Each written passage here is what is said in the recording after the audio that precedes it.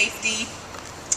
This week is Bicycle Helmet Safety Week, and in conjunction with the American Academy of Pediatrics, I've been working to promote their Put a Lid on It campaign. And so last night, in fact, in my district, we fitted and gave away more than 60 bicycle helmets, something that I've been doing since I've been in the General Assembly.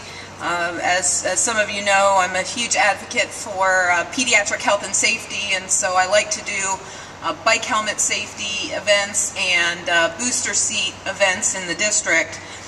But this year we are taking the issue one step farther, and we're looking to get legislation passed that would require children under the age of 16 to wear their bicycle helmet. And so one of the things that we know through lots of research is that having a law really increases the compliance with bicycle helmet safety. So why is this important? Well, we know that there are over 50,000 injuries that report to emergency rooms from bicycles, skateboards, and the like. And we also know that somewhere between 10 and 20% of the kids wear bicycle helmets. And so the number one thing that we can do to eliminate and reduce the types of injuries, the severity of the types of injuries, is using a very simple, inexpensive bicycle helmet. And so with 70% of our kids actually regularly riding their bicycle, it's really important that they use this piece of safety equipment.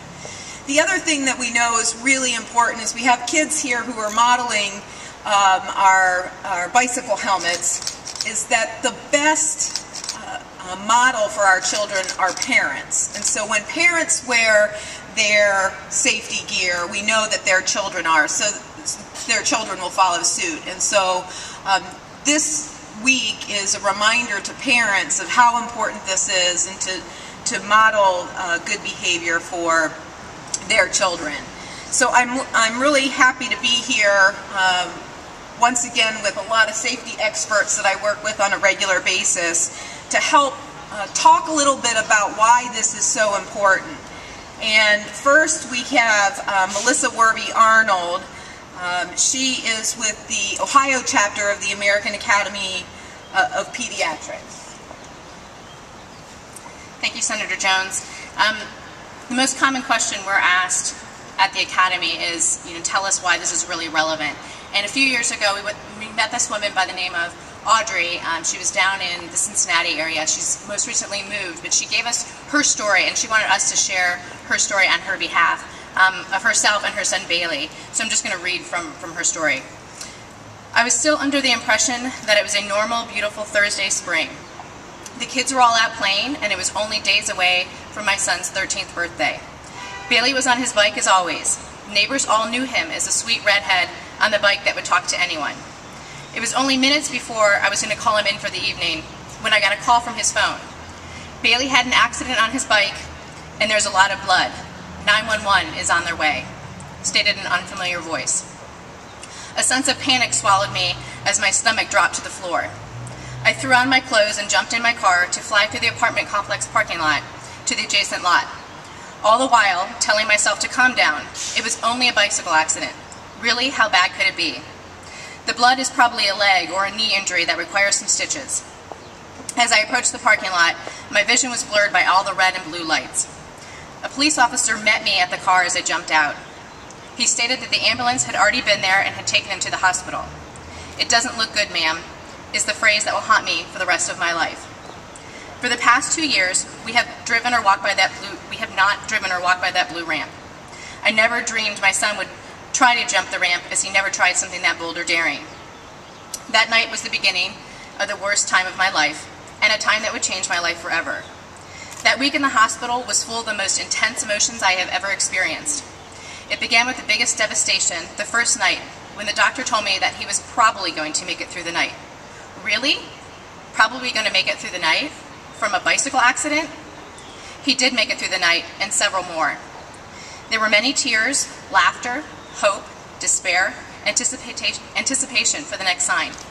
As the doctor started removing some of the medicines to do a brain death exam, a term I wish I never knew, he started to take a significant turn for the worse. I could never bring myself to believe they might actually lose my son. He is an amazing person, and he will be spared. Miracles happen all the time. That night finally came that I could not have any more faith that Bailey was going to come home with me.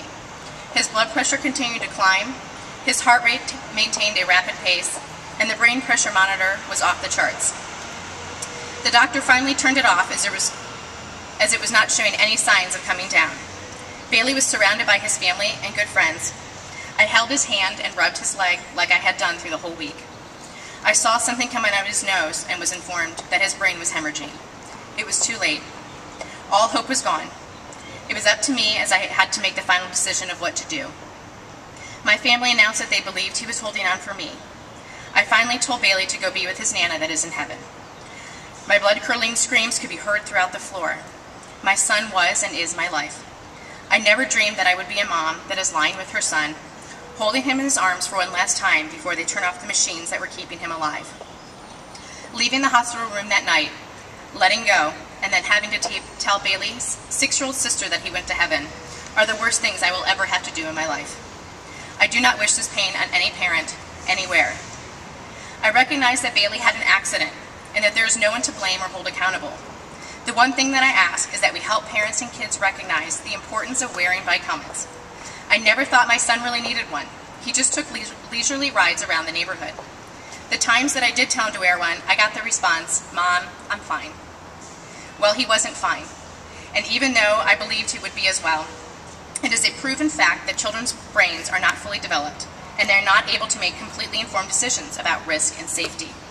To a kid, they are invincible, as nothing can ever happen to them. Yes, safety and rules and guidelines are the responsibility of a parent. However, as a parent letting our teens out of the driveway and out of our sight, we have the ability, if all else fails, to say, "You have to buckle up because it is the law." I wish I could have said to my son Bailey, "You have to wear a helmet because it is the law." It would have saved my son's lives and the lives of many others, and it still can.